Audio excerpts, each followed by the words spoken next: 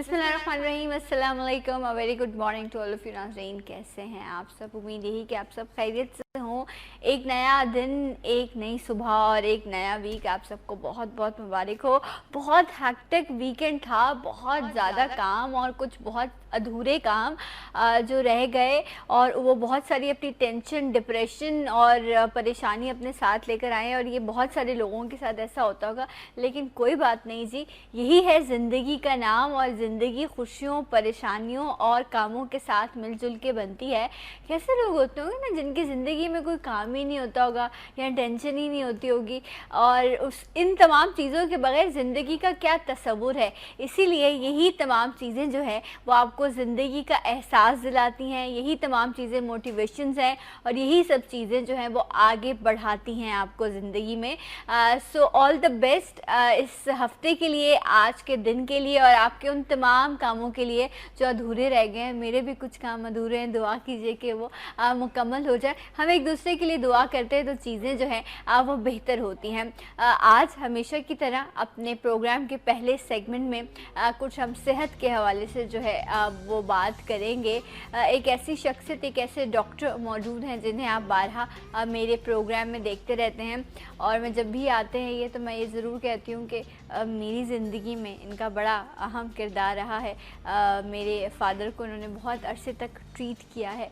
मेरे साथ मौजूद हैं डॉक्टर खुर्रम दानियाल। अस्सलाम वालेकुम डॉक्टर साहब, आप कैसे हैं? जी अल्लाह का शुक्र। डॉक्टर साहब, सच बात है ना, कुछ हफ्ते जो हैं वो हम मंडे अपना प्रोग्राम ओपन करते हैं तो वीकेंड बड़ा अच्छा, बड़ा लाइवली गुजरा होता है, आपने बहुत एंजॉय किया होता है। और कुछ ऐसे होते हैं मंडेज़ के जो है वो बहुत सारे काम जो है वो अधूरे रह गए होते हैं। तो आप लोगों के साथ भी ऐसे ही है? लाइफ की रूटीन यही है, ज़िंदगी का नाम यही है शायद। बिल्कुल ऐसे ही है। आप भी मुझे कुछ चीज़ें डिस्कस कर रहे थे। संडे तो हमारा कोई डॉक्टर्स, बीइंग अ डॉक्टर, हमारा कोई ख़ास वो नहीं होता। हॉस्पिटल जाना पड़ता है, इंडोर पेशेंट एडमिट होते हैं, उनको देखना पड़ता है। राइट। तो वैसे ही एक्टिव काम लाइफ चल रही होती है, उसके अंदर संडे आया तो उसके अंदर हॉस्पिटल्स भी देखना होते हैं, और फिर घर के भी कुछ ना कुछ मसरूफियात होती हैं।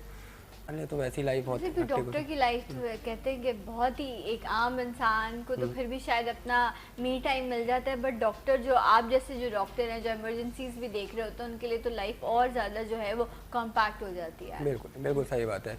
डे टाइम तो खैर गुजर ही जाता है, लेकिन हम तो ऑन कॉल होते हैं 24 आवर्स। किसी वक्त भी कहीं से फ़ोन आ सकता है। अक्सर हॉस्पिटल जाना पड़ता है, अटेंड करना पड़ता है। डॉक्टर, कितना अर्सा हो गया आपको प्रैक्टिस करते हुए? मुझे प्रैक्टिस करते हुए अराउंड, इस फील्ड में आए स्पेशलाइजेशन के बाद मुझे अराउंड 11 ईयर्स हो गए।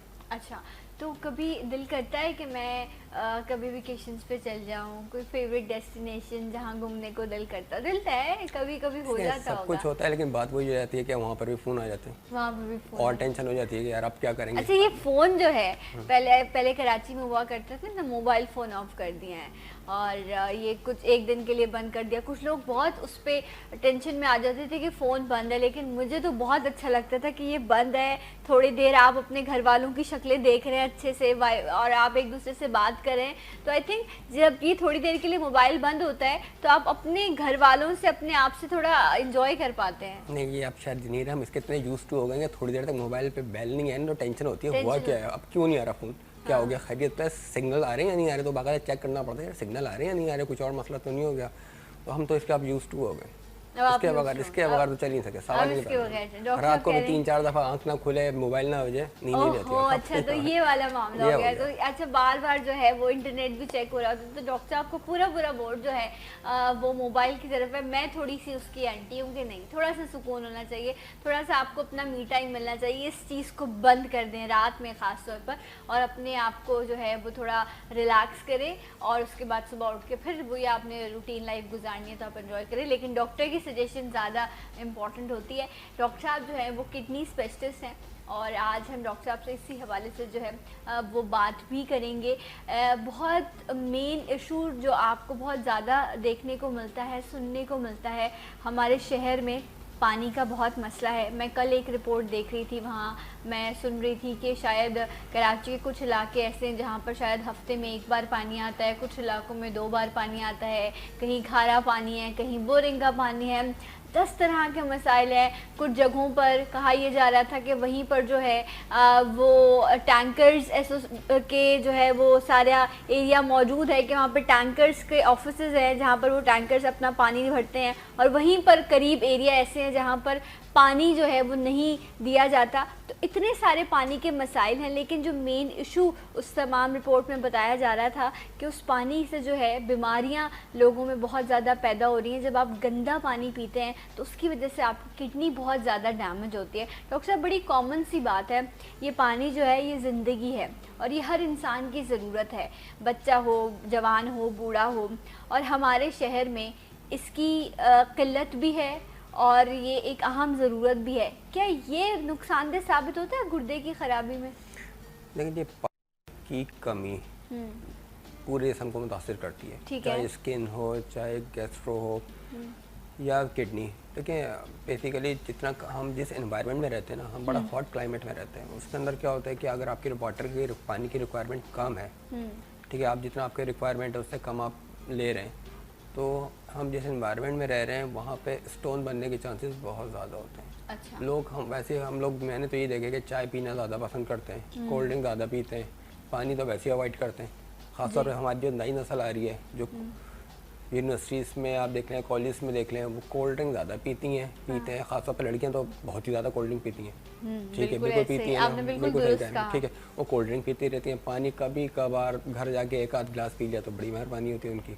अक्सर पेशेंट जो मेरे पास आते हैं जिनको किडनी स्टोन होता है, किडनी पेन हो रहा होता है, जब भी उनसे पूछा जाए कि जी आप पानी कितना पीते हैं, तो जी बस पी लेते हैं। वो कितना पी लेते हैं वो किसी को अंदाज़ा नहीं होता, क्योंकि सब कोल्ड ड्रिंक पी लेते हैं। जब जो थोड़ा सा एडवांस उसमें होते हैं वो चाय पी लेते हैं, कॉफ़ी पी लेते हैं, लेकिन पानी का इस्तेमाल ना होने के बराबर होता है। अच्छा, लेकिन मुझे इसमें बताएं, सुबह जिस तरह अब मैं भी अपने प्रोग्राम में बार बार सुनती हूँ पानी पिए, सुबह उठ के पानी पिए। जब मैं सुबह उठ के अगर पानी पीने की प्रैक्टिस करूँ तो मुझे ऐसा लगता है मेरे पेट में दर्द शुरू हो जाएगा। और ऐसा होता है, जो लोग सुबह सुबह, अब मैं एक गिलास पानी पीती हूँ, वो मेरी रूटीन है कि वो मैंने पीना है, तो उस प्रैक्टिस की वजह से अब उस एक गिलास से मुझे दर्द नहीं होता, लेकिन अगर मैं दूसरा गिलास पीऊँगी तो वो मुझे पेट में दर्द करेगा। तो आप 2 गिलास मत पीना, 1 गिलास पी लेना। आप थोड़ा सा अपना रूटीन का काम करें, फिर 1 गिलास पी लें, ठीक है। एक वक्त में पीने की तो बात ही नहीं की ना।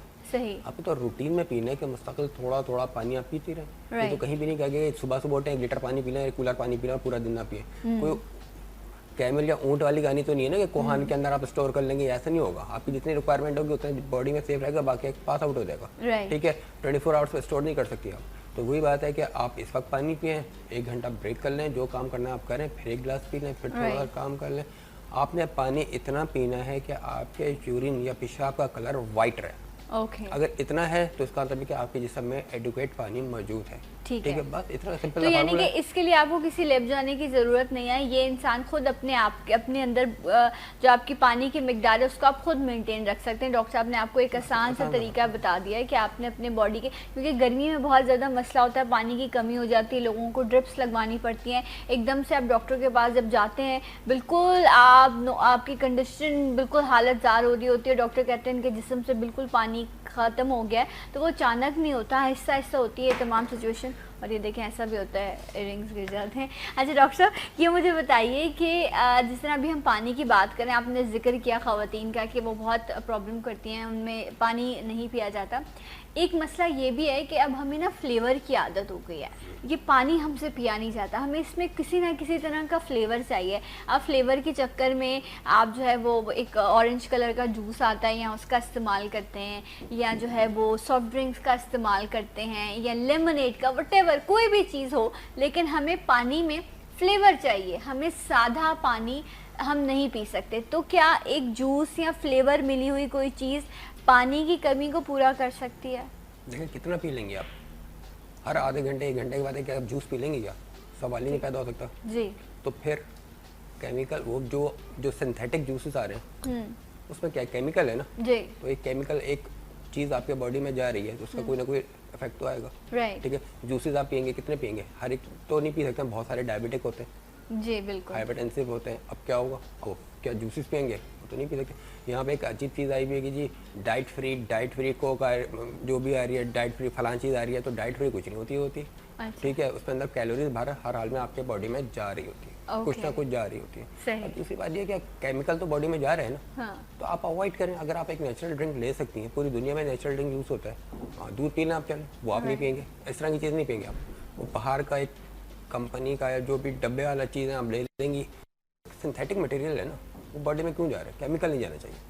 अच्छा, ये मुझे नहीं पता इस बात में कितनी सदाकत है, लेकिन मैंने सुना ये कि पानी आपकी, अगर आप सही मिकदार में जितना कहा गया आप पानी पीते हैं, तो ये आपकी बॉडी से कैलोरीज को भी कम करने में हेल्पफुल साबित होता है। डॉक्टर साहब, इस बात में कुछ सच्चाई है? कुछ ऐसा है वज़न कम करने में हेल्पफुल साबित होता है पानी?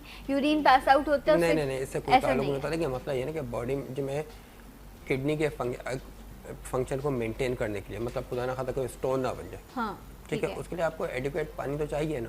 एक दफ़ा खुदा ना खाता स्टोन बन गया, अब आप में टेंडेंसी हो जाएगी, अब बार बार स्टोन बनाना शुरू कर देंगे आप, ठीक है। ठीक है। उसकी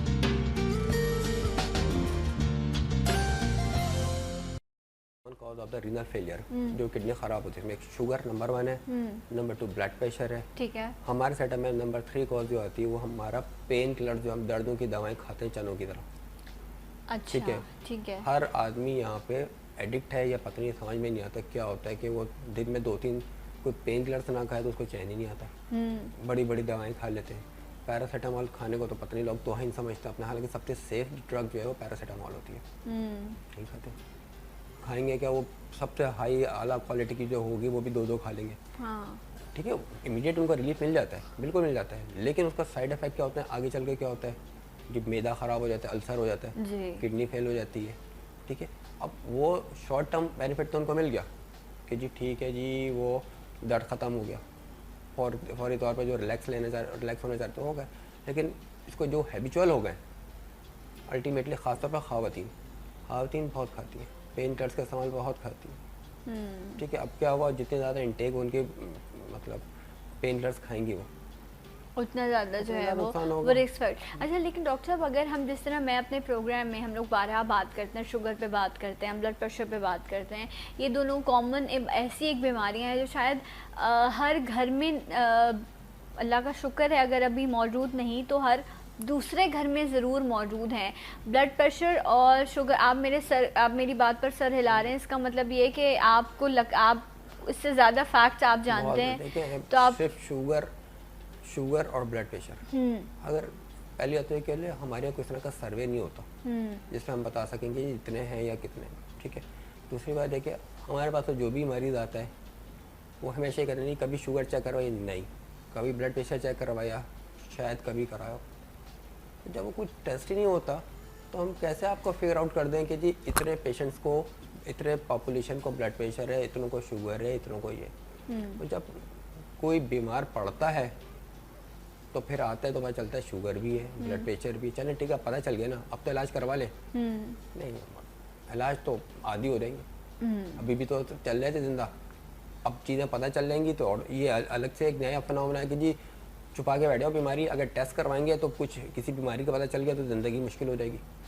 अच्छा, ये यहाँ पर जब हम किडनी की बात करते हैं ना, तो ये जितना मुझे लगता है कि एक्टिव ये ऑर्गन है, जितना ये एक्टिव फंक्शन कर रहा होता है, उतना ही जो है ना ये नाजुक भी है। ये जब ख़राब होने लगता है तो ये इसको फिर मेंटेन करना या इसे ठीक करना जो है वो बड़ा मुश्किल काम हो जाता है डॉक्टर साहब। ये बहुत जल्दी ख़राबी की तरफ जाता है, फिर ये आपको इतना टाइम नहीं देता कि आप इसको कंट्रोल कर सकें। पहले तो कितनी जल्दी ख़राब नहीं होता, अच्छा, ठीक है, टाइम लेता है, बहुत टाइम लेता है, बहुत टाइम हर चीज़ लेता है। और अगर एक खुदा ना खासा ख़राब भी हो जाए तो भी एक पे इंसान बड़ा आराम से ज़िंदगी गुजार सकता है। ठीक है, अगर मैंने 2 में से 1 तो एक्स्ट्रा दिया हुआ है। ओके, अक्सर ऐसा होता है ना, जो लोग डोनेट कर देते हैं गुर्दा, हाँ, तो वो तो एक गुर्दे पे जिंदा रहते हैं, और जिसको लगता है उसको पास भी एक ही होता है, तो वो एक गुर्दा काफ़ी होता है आपके लिए। लेकिन जब आप उसका ख्याल नहीं रखेंगे, ठीक है, आपकी शुगर ही कंट्रोल नहीं है, आपका ब्लड प्रेशर कंट्रोल नहीं है, आप दिल खोल के पेन किलर्स खा रहे हैं, आपके स्टोन बने जा रहे हैं बार बार, आपके पेशाब में बार बार इन्फेक्शन हो रहा है, तो अल्टीमेटली उस पर तो कोई ना कोई इफेक्ट पड़ेगा ना। एक छोटी सी बात बता दूँ, नॉर्मल जो है क्रेटिनिन, सीरम क्रेटिनिन, जिससे हम किडनी के फंक्शन को असेस करते हैं, जी, नॉर्मल 1.2 इस तरह होता है जी। अगर वो 1.2 से 1.4 हो जाए, जस्ट 0.2 बढ़ जाए, तो उसका मतलब ये कि आपकी more than 60% of the kidney has been gone, 0.2 बढ़ने पे, ठीक है। और कोई करवाते टेस्ट थोड़ा सा बड़ा, कुछ नहीं होता। अमूमन जो डॉक्टर्स होते हैं जनरल प्रैक्टिशनर होते हैं वो भी शायद इस बात को इतना रियलाइज़ नहीं करते कि थोड़ा सा बड़ा नहीं है, सब कुछ हाथ से निकल गया सब। 1.2 से 1.4 जस्ट 0.2 बढ़ने पे आपका 60% ऑफ द किडनी उसका फंक्शन ख़त्म हो चुका होता है। ओके ठीक है, तो लोग जब हमारे पास आए, किसी तो का 6 आवाज़ भी होता है, नहीं किसी निकल का रही है, 5 होता है, 0.2 किसी का 4 होता है, उसको अब क्या ट्रीट करें हम? तो सब कुछ हाथ से निकल चुके हैं नहीं, हमारे। अगर 0.2 आप कह रहे हैं इस तरह बढ़ गया तो फिर इसके बाद क्या ऑप्शन बचता है, इसके क्या बाद करना? हाँ, इसके बाद क्या होता है, अब यहाँ पे अब आपको ट्रीटमेंट है? अब ट्रीटमेंट ये इस वक्त आप रोक सकते हैं। अच्छा, ठीक क्या है, कर मजीद सकते बढ़ने हैं? ना दिया जाए। जो आपके रिस्क फैक्टर्स हैं उसको आप मिनिमाइज करें। ओके, आप मिनिमाइज कर नहीं रहे हो, बीपी शुगर वैसी चल रही है, हर चीज़ वैसी चल रही है, तो कहाँ से रोकेंगे? ठीक है, तो आहिस्ता आहिस्ता चीज़ें खराबी की तरफ आ जाती है। मैंने तो ऐसे भी लोग देखे हैं जिनके क्रेटिनाइन 12 हैं और वो बज़िद हैं कि हमने डायलिसिस नहीं करवाना। अच्छा डॉक्टर साहब, ये जो मैं जानना, जिस तरह अभी डॉक्टर साहब बता रहे थे, क्योंकि कितने क्रेटिनाइन पर आकर आप लोग ये डिसीजन ले लेते हैं कि अब जो है ये टोटल किडनी फेलियर हो चुका है और अब पेशेंट को डायलिसिस पर आपने जो है वो ट्रांसफ़र कर देना है? देखिए, दो बातें होती हैं। सबसे पहली बात ये कि अगर मैं इंटरनेशनली बात करूं, जो कि पाकिस्तान में फिजिबल ही नहीं है, ठीक है। वो लोग क्या करते हैं, जो डायबिटिक पेशेंट होता है 4 क्रेटिन पे फिस्टुला हाथ पे बना देते हैं, ठीक है, ताकि वो डायलिसिस की तैयारी कर देते हैं। 5 क्रेटिन पे रेगुलर डायलिसिस पे ले आते हैं वो लोग, और ये दुनिया में रिकमेंडेड है। अच्छा, अगर ज़रूरत ना भी पड़े? नहीं, ज़रूरत नहीं पड़ी। किडनी का फंक्शन इतना डिस्टर्ब हो चुका है कि आप उसको ले आएँ तो ज़्यादा बेहतर है, ताकि उसका आउटकम अच्छा हो। अच्छा, तो वो 4 पे डायलिसिस नहीं करते लेकिन फिस्टुला बना देते हैं, ताकि वो वाला अजियत वाला फिस्टुला ना हो। उनको पता है कि इनके जो डायबिटिक पेशेंट होते हैं उनका वेस्कुलर डिजीज होती है, फिस्टुला बनता है, फेल हो जाता है, बस प्रॉब्लम चल रही होती है, तो बना के रख लेते हैं, वो तैयार कर देते हैं। मजीद डिस्टर्ब होता है किडनी का फंक्शन, वो आराम से रेगुलर बेसिस पे ले आते हैं। अब उनका आउटकम अच्छा रहता है, उसके जो यूरिया क्रिएटिनिन और जो रीनल फेलियर की वजह से जो दूसरे ऑर्गन पे असरात पड़ होते हैं वो नहीं होते। तो जितनी जल्दी आप डायलिसिस पे लेके आएंगे और जितने एग्रेसिव डायलिसिस करेंगे उतना ही पेशेंट का आउटकम अच्छा होगा। हमारे उल्टा काम होता है, हमारे यहाँ पेशेंट आती है 8 क्रेटिनिन पे, हमारे पास 7 क्रेटिनिन 6 क्रेटिनिन पे। अब आप उसको थोड़ा थोड़ा तैयार करना शुरू करते हैं। उसको अगर ये कह दिया जाए कि जी आप फिस्टुला बनवा लें या डायलिसिस कर लें, अगली दफ़ा वो आएगा नहीं आपके पास।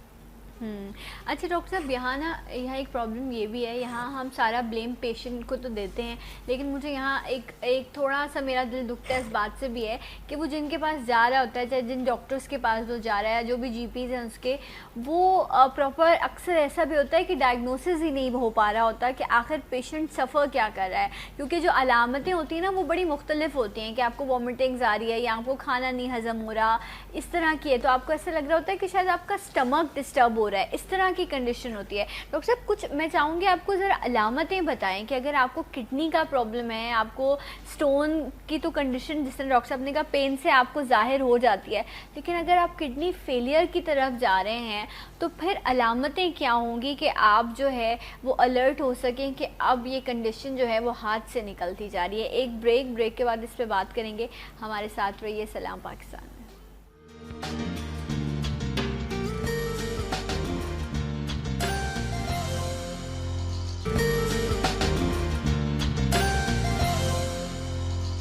Once again welcome back. सलाम पाकिस्तान नाज़रीन, आप सबको प्रोग्राम में खुश आमदीद कहते हैं। डॉक्टर खुर्रम दानियाल हमारे साथ मौजूद हैं और हम बात कर रहे हैं किडनी के प्रॉब्लम के हवाले से। डॉक्टर साहब ने कहा आप पानी का इस्तेमाल करें, गोश्त का इस्तेमाल कम से कम करें। अगर आप शुगर के या ब्लड प्रेशर के पेशेंट हैं तो खुदारा इन दोनों चीज़ों को कंट्रोल करें। ज़ाहिरी तौर पर शायद ये आप पर इतनी आपको लगता है कि असरअंदाज नहीं हो रही, लेकिन ये वक्त के साथ साथ जो है वो आपके ऑर्गन्स को डैमेज कर रही होती हैं, किडनी फेलियर का ये बाइस बन रही होती हैं। और इसके साथ साथ वो लोग जो पेन किलर्स का इस्तेमाल बहुत ज़्यादा करते हैं उनके लिए डॉक्टर साहब ने कहा कि वो रिस्क पर होते हैं कि उनकी भी किडनी जो है वो फेल हो सकती है। अलामतें अक्सर आप जब डॉक्टर के पास जाते हैं, आप हो सकता है खुदा ना खास्ता कि आप जो है वो किडनी फेलियर की तरफ हों, लेकिन अलामतें जो हैं डॉक्टर साहब वो बड़ी मुख्तलिफ होती हैं। सो यहाँ जज नहीं हो पा रहा होता, और आप अगर गए ऐसे डॉक्टर के पास हैं जो आपके टेस्ट ना कराए तो बड़ा मुश्किल है। तो कुछ ज़रा अलामतों के बारे में बताइए। मुख्तलिफ किस्म के अलामतें होती हैं। एक तो पेन, दर्द हो रहा है, वो स्टोन डिजीज़ होती है, वो बिल्कुल अलग चीज़ होती है। ठीक है। सबसे जो अमूमन पेशेंट आते हैं, एक तो ये कि सूजन आने लगती है, चाहे पाँव पे सूजन है या आँखों के गिर्द। सुबह सो के उठती हैं, अक्सर पेशेंट कहते हैं आँखें सूजी हुई होती है जी। ठीक है, ये एक चीज़ होगी। दूसरा, पेशेंट कह सकता है कि मेरे पेशाब में झाग आते हैं, अच्छा, या पेशाब में बार बार खून आ रहा है। ओके, ठीक है, ये किडनी के मसले में किडनी की होता है? वजह से भी आ सकता है। ठीक ठीक है। है। दूसरी बात ये होती है कि खून की कमी शिद्दत से होती है। अब अक्सर होता है ये खून कम है, अब खून कम है उसकी वजह मतलब फीमेल्स हैं तो कुछ और सोच लेते हैं हम लोग, ठीक है। मेल्स हैं नहीं यार आयर गोश्त खा लो, ये खा लो, हम और खिलाना शुरू कर देते हैं, टेस्ट नहीं कराते। गुर्दे का काम खून बनाना है। गुर्दे में से एक हार्मोन निकलता है जो हड्डियों में जाके खून बनवाता है। तो अगर गुर्दा कमज़ोर पड़ता है तो खून खुद ब खुद बनना कम हो जाता है। ठीक है। अगर एक आदमी जिसको मुस्तकिल खून की कमी आ रही है तो उसको ये सोचना पड़ेगा कि कहीं ऐसा तो नहीं उसका गुर्दे कमज़ोर पड़ रहे हैं। तो हमारे तो ये कॉन्सेप्ट ही नहीं ना, गुर्दे का खून बनाता है, जिगर खून बनाता है, हड्डियाँ बनाती हैं, मैं भी यही सोच रही थी, नॉर्मली जिगर के लिए कहा जिगर जाता विगर के है। लिए नहीं कहा जाता। असल जो खून बनवाता है वो गुर्दा। ओके। गुर्दे से हार्मोन्स निकलते हैं, वो जाके हड्डियों में गूदे में खून की तैयारी करवाते हैं, ठीक है। ओके। अगर वो गुर्दा ही काम नहीं करेगा तो हार्मोन नहीं निकलेगा तो खून की कमी हो जाएगी। ओके। तो अक्सर पेशेंट ऐसे होते हैं जो ये आते हैं कि खून की कमी चली जा रही है, वो कोई आयरन खिला रहा है, कोई सेब खिला रहा है, कोई शलजम खिला रहा है, कोई पता नहीं क्या क्या खिला रहा है, वो खिला के हम जो है उसको खून बनाना चाहते हैं, ठीक है। अब वो इत्तेफाकन फिर क्या हो, जब खून की कमी हो गई अब सांस फूलना शुरू हो गई, चलते हैं तो सांस फूलती है, ठीक है। उल्टी मतली शुरू हो गई, खाया नहीं जा रहा जी, जो खाते हैं उल्टी हो जाती है, बस गोश्त करीब आता है उसको देखते ही जो है हीक से आने लगती है, दिल नहीं चाहता हटा दो उसको, ये चीज़ें शुरू हो जाती हैं, ठीक है। नींद बहुत आने लगती है, बेइंतहा कमज़ोरी, उठा नहीं जा रहा, काम पे जाने का दिल नहीं चाह रहा, हर वक्त दिल चाहता है पड़े सोते रहें, या गुनूदगी तारी होने लगती है।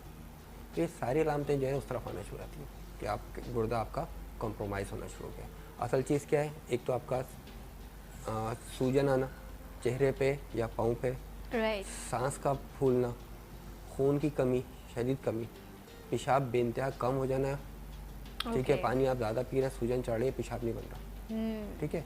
ये सारी चीज़ें हैं जो पॉइंट आउट। और दूसरी कि आपकी शुगर अनकंट्रोल हो रही है, या तो एकदम नीचे आ रही है या एकदम हाई हो रही है, सही। ठीक है। और ब्लड प्रेशर इसी तरह अनकंट्रोल हो रहा है। पहले तो कंट्रोल में चल रहा था, अब पता चला जी अब तो बहुत दिनों से पहले 140 पे चलता था, अब 200 और 120 पे आ रहा है, दवाई भी हम खा रहे हैं। तो सारे पॉइंट इंडिकेट कर रहे होते हैं कि there is something going wrong with kidneys, kidney के अच्छा, साथ गड़बड़ शुरू हो गई। अगर किडनी के साथ कोई गड़बड़ शुरू हो गई है तो क्या मेरे पास ऑप्शन क्या बचता है? सिर्फ यही कि मैं डायलिसिस पर चली जाऊं, या मेरे पास कोई और भी ऑप्शन होते हैं कि अगर आप अल्लाह ना करे किसी के साथ किडनी का मसला हो गया, अल्लाह सबको महफूज रखे, तो फिर अगर ऑप्शंस क्या होते हैं? देखिए वो डिपेंड करता है ना आपके किडनी का फंक्शन किस हद तक डिस्टर्ब है। अगर आपका किडनी का फंक्शन लेस देन 15% रह गया, हमें पता चल गया कि भाई अब तो नो मोर किडनी का फंक्शन नहीं है, ठीक है। दो ही ऑप्शन है, ट्रांसप्लांट या डायलिसिस, ओके। तीसरा कोई ऑप्शन नहीं है। कितने % पेशेंट को आप लोग ट्रांसप्लांट पर ले जाते हैं?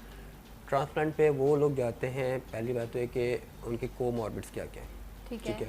ठीक है, सब कुछ। अब किसी का हार्ट दिल का मसला है, ओके, ठीक नहीं है, जा और सकते। मुश्किल काम है, पहले आप करेक्ट करें फिर आप लेके जाएं, ओके, ठीक है। दूसरी बात किसी को हेपेटाइटिस बी है, नहीं जा पॉसिबल सकते। नहीं है, पहले आप उसको ट्रीट करें उसके बाद सोचेंगे। कोई डायबिटिक है? डायबिटिक पेशेंट चले जाते हैं चले जाते लेकिन बात वही है कि उनके depends, अंदर history क्या है? हिस्ट्री क्या है, उनके अंदर और क्या क्या कमजोरियां ऑलरेडी मौजूद है, ओके, ठीक है। सही है। और सबसे बड़ी बात है कि आपके पास डोनर है या नहीं है। अगर आपके पास डोनर ही नहीं है, कोई आपको किडनी डोनेट करने वाला नहीं है, तो आप कहाँ से देंगे, ठीक है। ठीक है। अगर आपके पास डोनर है, आपका मैच कर रहा है, well and good. Transplant is much better than dialysis, ठीक है। Okay. तो अगर आपके पास डोनर है, आपके पास खुदा न खास्ता बॉडी में कोई ऐसा मसला नहीं है, तो आप ट्रांसप्लांट पे ज़रूर जाएं। सही है। अगर डोनर नहीं है आपके पास, या आपका खुदा न खास्ता कोई कार्डिक प्रॉब्लम है, या कोई और जिगर का प्रॉब्लम है, कोई और मसला है, तो फिर तो ज़ाहिर बात है लेकिन आपको। मैंने बहुत कम % देखा है, बहुत कम देखा देखिए, है हमारे मैंने। आई डोंट नो क्यों। मैंने बहुत, अब जिस तरह अभी हम बात कर रहे थे, हमने उस चीज़ पर बड़ी अच्छी बात कही कि बहुत अच्छी बात है कि लोगों की तकलीफ़ में उनका साथ दिया जाता है, डायलिसिस सेंटर्स मौजूद हैं, लेकिन मुझे लगता है इस तरफ अभी लोगों को अवेयर ही नहीं किया गया कि इस तरफ एक एफ़र्ट पेशेंट की तरफ से भी आती है और एक एफ़र्ट इदारे की तरफ से भी है, कि दोनों मिलकर इस तरफ इस डिसीजन की तरफ बढ़ते हैं कि पेशेंट जो है वो ट्रांसप्लांट की तरफ बढ़े और इस तकलीफ से जो है वो निजात हासिल करे। लेकिन डॉक्टर साहब इतना एवरेज अच्छा नहीं है यहाँ पर। अगर मैं कराची में भी बात करूँ, मैंने नहीं देखे इतने पेशेंट। जिस दिन किसी के रिलेटिव को या किसी भाई को डायग्नोस होता है कि जी रीनल फेलियर हो गया, हाँ, शुरू के 3 दिन में जो है 10 लोग आएंगे, जी हम गुर्दा देंगे, हम गुर्दा देंगे, हम अभी गुर्दा देंगे। जैसे जैसे टाइम गुजरने लगता है, 10 से 6, 6 से 4, 4 से 2, आखिर में इक्का दुक्का ही बचता है जो डोनेट करने को तैयार होता है। अच्छा। दूसरी बात क्या होती है, भाई हैं तो उनकी बेगम मना कर देंगी, कि जी वो नहीं जी, वो मेरी बेगम ने मना कर दिया, मैं गुर्दा नहीं दूंगा, साफ वो में मना करके आते हैं। ओके। ठीक है, बहन है तो उनके हस्बैंड थोड़ा सा फोर्स करते हैं कि नहीं जी आप बच्चे छोटे हैं और ये आप नहीं करें। फिर पेरेंट्स होते हैं, अब ज़्यादा पेरेंट्स की भी एज ऐसी तो नहीं होती ना कि 40, 45, 50 में तो नहीं होती ना, कुछ 60 प्लस होती है, वो बेचारे देना भी चाहते हैं, लेकिन किसी को शुगर निकलती है, किसी को ब्लड प्रेशर निकलता है, किसी को कुछ, तो वो आपका फिट बस आपका होना चाहते हैं, तो आपकी जो चॉइसेस होती है ना डोनर की वो कम होती जाती है, बहुत कम फिर आपको मिलते हैं जी ये, फिर उसमें बहुतों को मैच नहीं करता। ठीक है, दूसरी बात ये कि हमारे यहाँ जो है वो सिर्फ लाइफ रिलेटेड डोनर और ट्रांसप्लांट होता है, जो एक जिंदा आदमी जो रिलेटिव है आपसे, ब्लड रिलेटिव है, वो डोनेट कर सकता है, जो लॉ है पाकिस्तान का। यहाँ पे कैडावरिक ट्रांसप्लांट नहीं होता। कैडावरिक ट्रांसप्लांट में ये होता है कि जो पेशेंट मतलब हुआ है इक्का दुक्का बहुत कम हुआ है, SIT में हुआ है, लेकिन ये होता है कि मरने से पहले आप साइन कर दें कि जी मेरा गुर्दा ऑर्गन डोनेशन जो होती है, तो उसका लॉ तो है, लेकिन इतना इम्प्लीमेंट नहीं है यहाँ पे, लोग इस मामले में अवेयर नहीं है। ठीक है, एक आदमी जिसकी एक्सीडेंट के अंदर ब्रेन डेथ हो जाती है, उसके ऑर्गन्स तो काम कर रहे होते हैं ना, ठीक है, लेकिन उस वक्त अगर उसके अटेंडेंट से बात की जाए तो वो तो सवाल ही नहीं पैदा होता कि आपको तो मारने को आ जाते हैं। उस बात को समझ नहीं रहे होते कि भाई वो तो बेचारा जो जाना था उसको चला गया, उसको जो नुकसान होना था वो हो गया। अब इसके अगर किडनी डोनेट की जा सकती है तो किसी और का भला हो जाए। अब मसला यहाँ पे ये भी आता है, चलें अगर फैमिली है तैयार हो जाए, तो हमारे यहाँ कुछ मजहबी फ़िरक़े ऐसे हैं जो कि इस बात को अभी तक कंफर्म नहीं कर पा रहे कि ये इस्लाम में जायज़ है या नाजायज़ है। अब हम वहाँ पे फंस जाते हैं। इस पे दो तरह की बात होती है, डिबेट हो जाती है, बस ये डिबेट हो जाती है इस पर, इसलिए हमने भी बहुत बार कोशिश की, लेकिन फिर हमने कहा कि इससे बेहतर के और मसाइल बढ़ें, तो हम फिर इस पे से आगे ही बढ़ जाते हैं बनिस्बत इस पर बात करने से। अच्छा, तो डॉक्टर साहब आप जो बता रहे हैं यकीनन ये एक ऐसे फैक्ट्स हैं जो शायद हम स्क्रीन पर बैठ कर नहीं समझ सकते, लेकिन आपने प्रैक्टिकली इन तमाम चीज़ों को देखा है, तो इसलिए आप कहते हैं कि ऑन ग्राउंड रियलिटीज़ डिफरेंट हैं, ये चीज़ें हो सकती हैं, बड़ी आसानी से हो सकती हैं। जब डायलिसिस फ्री में किया जा सकता है, अगर आप एक एवरेज निकालें पेशेंट का, तो शायद उससे कम ही खर्चा आएगा एक ट्रांसप्लांट पर। अगर आप एवरेज मतलब मंथली बेसिस पर अगर आप देखें ना, एक अगर आप एक शख्स है उसका अगर आप एक एवरेज निकाल लें, उसका एक वीक में अगर 3 डायलिसिस होते हैं डॉक्टर साहब, एवरेज वीकली एक डायलिसिस पर कितना खर्चा आता है? तकरीबन 4,000 रुपए, 3 से 4,000। देखिए, हमने एक बड़ा रफ एस्टिमेट किया था कि एवरेज डायलिसिस सेंटर में, प्राइवेट सेंटर में, बहुत कोई हाई फाई उसकी बात नहीं कर रहा, उसके अंदर जो उसको इंजेक्शंस लगते हैं, बाकी चीज़ें मिल मिला के कम अज़ कम 45-50,000 उसके पर मंथ लगते ही लगते हैं, per month. Average dialysis centre में कोई बड़े हॉस्पिटल्स की बात नहीं कर रहा हूँ जहाँ पे तो कॉस्ट बहुत ज़्यादा होती है, मैं एवरेज उसकी बात कर रहा हूँ यहाँ पे लोग जाते हैं, उसके अंदर जो है क्योंकि जो खून नहीं 50,000 रुपए आप कह रहे हैं ना, तो आप लगा लें साल के कितने हो गए, 6 लाख रुपए हो गए, 6 लाख रुपए हो गए। आप ट्रांसप्लांट पर कितना खर्चा आता है? अच्छा, 6 लाख तो वही है कि जब वो आए जाए और कुछ नहीं करे, अगर वो एडमिट हो गया, एडमिट तो अल्लाह ना करे किसी वजह से अगर एडमिट करना पड़ गया तो ये डबल हो जाती है फिक्र, ये डबल हो जाती है। और एक ट्रांसप्लांट पे कितना खर्चा आता है? देखिए, हमारे यहाँ जो मेन ट्रांसप्लांट इस वक्त होता है वो SIUT में हो रहा है, वो बिल्कुल free of cost. Free of cost, जब फ्री ऑफ कॉस्ट हो रहा है तो मैं यही बात करने जा रही हूँ, मैं यही बात कहने जा रही हूँ कि बात यही है कि जितना काम डायलिसिस पर हो रहा है ना, आप यकीन करें पाकिस्तान के इस शहर कराची में, मैं दुआ देती हूँ उन तमाम इदारों को, ख़ास तौर पर SIUT को, बाकी उन तमाम इदारों को, इवन इसमें बहुत सारे ऐसे डायलिसिस सेंटर हैं, फारान है जहाँ पर यहाँ पर खुरम दानियाल साहब काम कर रहे हैं, हाजी हनीफ तैयब साहब का जो वहाँ पर डायलिसिस सेंटर है, इसके अलावा और आगा साहब के डायलिसिस सेंटर हैं, यहाँ पर फ्री ऑफ कॉस्ट डायलिसिस हो रहे हैं। और अगर आप लोग ये लोग ट्रांसप्लांट की तरफ भी बढ़ें तो भी बेशुमार लोग ऐसे हैं जो इस तरफ आएंगे और लोगों की हेल्प हो सकेगी, लेकिन जब आप अपने प्यारों के लिए किडनी देने को तैयार नहीं होंगे, मुझे बड़ा दुख हुआ डॉक्टर साहब आपकी ये बात सुनकर, लेकिन ये हकीकत होगी जो डॉक्टर साहब यहाँ पर बयान कर सकें। ये तो एक आपने एक रियलिटी लाया आप सामने। अच्छा, अगर इसके अलावा और क्या ऑप्शन है ट्रांसप्लांट के अलावा? कोई और ऑप्शन नहीं है? डायलिसिस या ट्रांसप्लांट नहीं, अगर इस लेवल तक नहीं पहुंचा तो फिर और क्या ऑप्शन बचता है? मतलब अगर ठीक है, अगर किडनी का फंक्शन है ठीक है, तो फिर तो आखिर वक्त तक कोशिश की जाती है कि उसको डायलिसिस पे ना लेके आए। अच्छा, वो ट्रीटमेंट है, जाहिर बात है। अब वो वजह क्या है, अगर आपका शुगर ही है या ब्लड प्रेशर ही है तो कोशिश यही होती है कि उसको बेइंतहा जितना मुनासिब अंदाज से उसको कंट्रोल किया जा सकता है, दवाएं बढ़ाएं, इंसुलिन पिलाएं, जो भी करना है उसको कंट्रोल करें। अगर किसी और पेन किलर्स की वजह से हो रहा है तो हम अवॉइड करते कोशिश करते हैं कि उसको अवॉइड किया जाए। ओके राइट डॉक्टर साहब, थैंक यू सो मच, बहुत शुक्रिया आपके आने का कि आप प्रोग्राम में आए। और हमेशा डॉक्टर साहब आते हैं, अवेयरनेस हम तक पहुंचा के जाते हैं। मैं बस यही कहूँगी, अपना ख्याल रखें, अपनी सेहत का ख्याल रखें। एक ब्रेक इंशाल्लाह, ब्रेक के बाद आपको फिर ज्वाइन करेंगे सलाम पाकिस्तान।